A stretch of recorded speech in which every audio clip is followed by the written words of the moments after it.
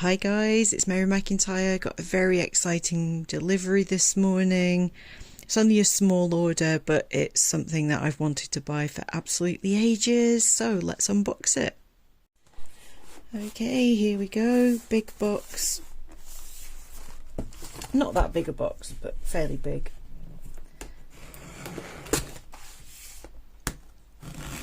Guys, look what's just arrived. Yay, my first order from Moulds and Shapes. I've got the square coaster mould and the round coaster mould.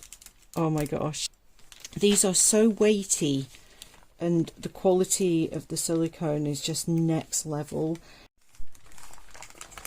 Okay, this silicone is stunning.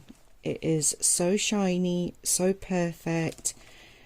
It's just such good quality. The only moulds I really have that compare quality wise are the thinner bear mould that I've got of the miniature apothecary bottles, and I've got a couple of astronomy themed ones that are pretty decent, but compared to the current coaster moulds I have, this is next level. It's so shiny.